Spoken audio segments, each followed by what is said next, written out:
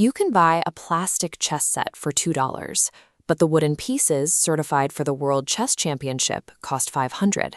These boards are the official standard, trusted by grandmasters and placed under the intense scrutiny of international competition. Perfume follows a similar logic. A mass-market floral spray costs about $5, while real jasmine sambac oil from India, the backbone of luxury fragrances, demands over $5,000 a kilogram. We live in an age where machines can stamp out 1 million identical products in an hour, yet these specific, authentic goods from India resist automation. Their price tags are driven by a ruthless mathematical equation of raw materials, time, and human sacrifice. True luxury operates on a staggering input-to-output deficit. To extract even a microscopic amount of the world's most desired products, you have to gather mountains of raw material and throw almost all of it away. Take saffron, cultivated in the fields of Kashmir. Every crocus flower has to be carefully plucked by hand, yielding just 3 tiny red stigmas. To produce a single kilogram of high-grade saffron, laborers must harvest roughly 150,000 flowers. On an acre-by-acre basis, it's a massive spatial inefficiency. An acre yields 600 kilos of cumin, but only 1.8 kilograms of saffron. In Madurai, the jasmine capital of India, workers head out in the dark to pluck closed flower buds before they bloom and lose their scent. A single kilo of flowers requires picking 5,000 independent buds, and to extract 1 kilo of the final jasmine oil, you need 1,000 kilos of those flowers. Authentic Bologna ghee relies on a specific A2 milk produced entirely by South Asian Desi cows, which yield half as much milk as industrial breeds. It takes 20 liters of this specific milk, curdled and hand-churned for 30 hours, to produce just 1 liter of the final golden ghee. There is no shortcut. These products are impossible to mass-produce cheaply because the earth simply refuses to yield the raw materials at a higher density. Then there is the cost of human time. In Gujarat, artisans weave patan patola saris on slanted, hanging wooden looms. They use a double ikat technique, where the vertical and horizontal silk threads are painstakingly dyed separately before weaving.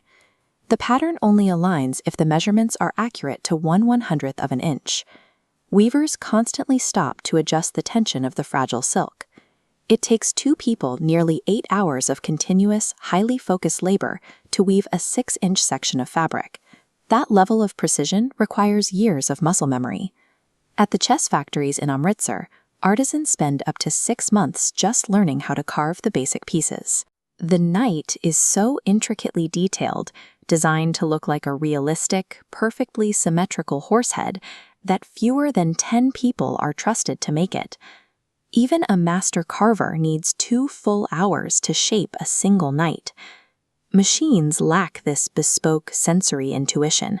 They can't feel the tension in a silk thread or the grain of a boxwood block. The only way to scale this kind of production is by spending thousands of unautomatable human hours. Beyond time and materials, the laborers absorb a severe physical toll. In Kanyakumari, laborers harvest premium cloves by free-climbing trees as tall as 50 feet. Working with just a ladder and a rope, they hand-pick the fragile buds without breaking the branches. One slip or a sudden lightning strike regularly results in permanent paralysis or death. In Bihar, farmers spend their days wading through muddy, 4-foot-deep water to harvest water lily seeds. They drag their bare hands along the bottom of murky ponds, constantly dodging the sharp thorns that cover the aquatic plants.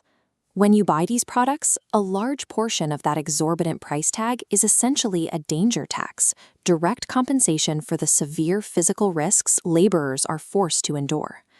This delicate, brutal math has sustained these industries for centuries, but now it's breaking down entirely, driven by a variable no one can control: the climate.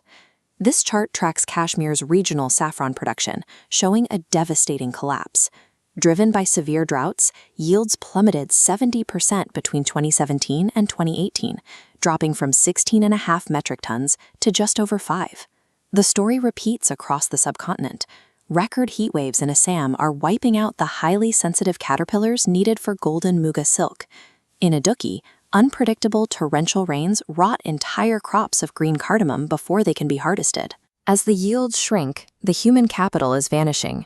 Younger generations are looking at this grueling, dangerous work and walking away, choosing the stability of modern jobs instead. We often look at an $8,000 sari or a $500 chess set and assume the price is arbitrary or inflated. That price tag funds a fragile intersection of ecological luck and centuries of inherited human discipline, a brutal equation that is rapidly and mathematically reaching its end.